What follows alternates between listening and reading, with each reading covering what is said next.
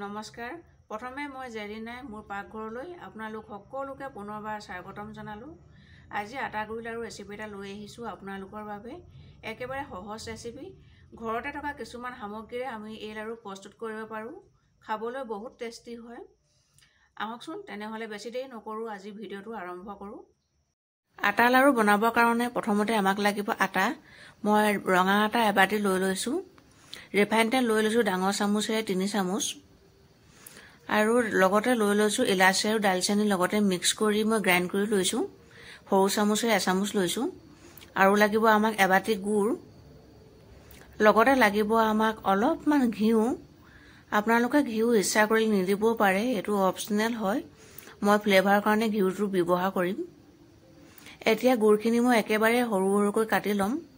সৰু মানে একেবাৰে মিহিকৈ কাটি ল'ম। এয়া চাওকচোন, একেবাৰে মিহিকৈ কাটি লৈছোঁ। আপোনালোকেও এনেকৈ একেবাৰে মিহিকৈ কাটি ল'ব। গুড়ৰ সলনি আপোনালোকে চেনিও ব্যৱহাৰ কৰিব পাৰে। চেনি যদি আপোনালোকে ব্যৱহাৰ কৰে তেনেহ'লে গুড়ৰ তুলনাত আধাখিনি দিব। মানে যদি গুড় আপোনালোকে এবাটি ব্যৱহাৰ কৰে তেনেহ'লে চেনি আধা বাটি দিব আৰু চেনিখিনি আপোনালোকে গুড়ি কৰি ল'ব। চেনি কমকৈ ল'ব লাগে কাৰণ গুড়তকৈ চেনিৰ সোৱাদটো অলপ বেছি হয়। এতিয়া গেছৰ ওপৰত মই এখন কেৰাহী পাতি দিলোঁ আৰু আটাখিনি দি দিছোঁ আৰু অলপ ৰিফাইন তেল অলপকৈ দি মই আটাখিনি ভালকৈ ভাজি ল'ম। এনেকৈ ভাজি থাকোঁতে আপোনালোকে গেছৰ ফ্লেমটো ল'টো মিডিয়ামত ৰাখিব। একেবাৰে হাই কৰি নিদিব, নহ'লে আটাখিনি জ্বলি যাব পাৰে। সেয়েহে গেছৰ ফ্লেমটো মিডিয়ামটো ল' কৰি ৰাখিব আৰু এনেকৈ অলপ ৰিফাইন তেল দি ভাজি ল'ব। আপোনালোকে অকল ঘিউটো ভাজিব পাৰে বা অকল ৰিফাইন তেলতো ভাজিব পাৰে। মই অলপমান ইয়াত ঘিউ ব্যৱহাৰ কৰিম ফ্লেভাৰৰ কাৰণে। আপোনালোকে যদি ঘিউ ফ্লেভাৰটো বেয়া পায় তেনেহ'লে অকল ৰিফাইন তেলতো ভাজিব পাৰে। এনেকৈ মই গোটেইখিনি ৰিফাইন তেল দি দিলোঁ। আকৌ এবাৰ ভালকৈ ভাজি লৈছোঁ। আটাখিনি ৰঙচুৱা পৰালৈকে মই ভাজি থাকিম। আটাখিনি ৰঙচুৱা পৰিব ধৰিছে আৰু আটাখিনি ধুনীয়াকৈ ভজা গোন্ধ এটাও আহিছে। এতিয়া ইয়াতে মই ডাঙৰ চামুচেৰে 1 চামুচ ঘিউ যোগ কৰিম। আকৌ ভালকৈ এবাৰ লৰাই দিম যাতে ঘিউখিনি আটাখিনি গাত ভালকৈ মিক্স হৈ যায়। ভালকৈ লৰাই দিছোঁ। এয়া দেখিছেনে? এনেকৈ আপোনালোকে একেৰাহে লৰাই থাকিব। মই বাৰে কৈছোঁ একেৰাহে লৰাই থাকিব আৰু গেছৰ ফ্লেমটো একেবাৰে ল'টো মিডিয়ামত ৰাখিব। আটাখিনি ধুনীয়া ভজা গোন্ধ এটা আহিছে। এতিয়া মই ইয়াতে গুড়খিনি যোগ কৰিব লাগিব। এতিয়া মই গুড়খিনি দি দিম। আপোনালোকেও এনেকৈ আটাখিনি যেতিয়া ভজা গোন্ধটো আহিব তেতিয়া লগতে গুড়খিনি দি দিব। এতিয়া ভালকৈ এবাৰ আকৌ লৰাই দিছোঁ যাতে গুড়খিনি সহজে গলি যায়।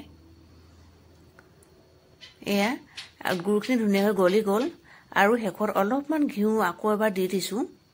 আকৌ এবাৰ ভালকৈ লৰাই দিছোঁ। গুড়খিনি দিয়াৰ পাছত বহুত বেছিও ভাজিব নালাগে। বহুত বেছিকৈ ভাজিলে আমাৰ মিশ্ৰণখিনি ড্ৰাই হৈ পৰিব আৰু তেতিয়া আপোনালোকে লাড়ু বান্ধিব নোৱাৰিব। অলপ জেকা ভাৱ এটা অহালৈকে ভাজি থাকিব। এয়া আমাৰ জেকা ভাৱ এটা আহিছে। এতিয়া মই ইলাচি আৰু দালচেনিৰ মিশ্ৰণটো দি দিছোঁ। আকৌ এবাৰ ভালকৈ লৰাই দিছোঁ। এয়া দেখিছেনে? জেকা ভাৱ এটা আহিছে। তাৰমানে লাড়ু বান্ধিব পৰা আমাৰ হৈ গৈছে। এতিয়া মই গেছৰ ফ্লেমটো অফ কৰি দিম আৰু এটা কেক টিনত নমাই ল'ম। আপোনালোকে কেক টিন নহ'লে যিকোনো পাত্ৰত নমাই ল'ব পাৰে। মই কেক টিনটোত নমাই ল'লোঁ আৰু এখন হেতাৰে এনেকৈ হেঁচা মাৰি দিছোঁ কাৰণ আমি লাড়ুখিনি গৰমে বান্ধিব লাগিব। মই এনেকৈ এটাকৈ লাড়ু বান্ধি যাম। আপোনালোকে মিশ্ৰণখিনি গৰম হৈ থাকোঁতে লাড়ু বান্ধি ল'ব। ঠাণ্ডা হ'লে লাড়ু বান্ধিব নোৱাৰিব, টান হৈ যাব। এয়া মই এটা লাড়ু বান্ধি হৈ গ'ল। আপোনালোকে লাড়ুৰ চাইজটো নিজৰ পচন্দৰ মতে ডাঙৰ সৰু কৰি ল'ব পাৰে। মই ইমানটো চাইজতে কৰি লৈছোঁ।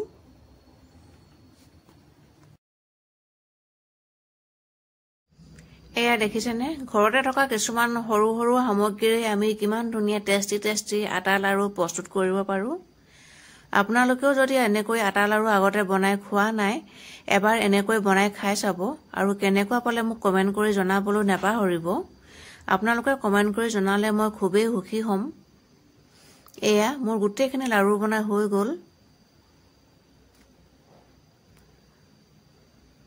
এইটো একেবাৰে শেষৰটো লাড়ু। দেখিলেনে? একেবাৰে কম সময়তে হৈ যায়। এনেকৈ আপোনালোকে আটাৰ লাড়ু নিজে বনাই খাওক আৰু আনকো খুৱাওক, এনজয় কৰক। এয়া মোৰ গোটেইখিনি লাড়ু বনাই হৈ গ'ল। আশা কৰিছোঁ মোৰ ভিডিঅ'টো চাই আপোনালোকে ভাল পালে। যদি ভাল পালে লাইক কৰিব, কমেণ্ট কৰিব আৰু বন্ধুবৰ্গৰ লগত শ্বেয়াৰ কৰি দিব। আৰু মোৰ চেনেলত যদি আপোনালোক নতুন ভিউৱাৰ্ছ হয় তেনেহ'লে মোৰ চেনেলটো ছাবস্ক্ৰাইব কৰি দিব আৰু ছাবস্ক্ৰাইব কৰি কাষত থকা বেল আইকনটো প্ৰেছ কৰি দিব। তেতিয়াহে মোৰ আহিবলগীয়া প্ৰত্যেকটো ভিডিঅ'ৰ নটিফিকেশ্যনবিলাক আপোনালোকে আগতীয়াকৈ পাই থাকিব। আকৌ এটা নতুন ৰেচিপিৰ সৈতে আপোনালোকৰ লগত আকৌ কথা পাতিম।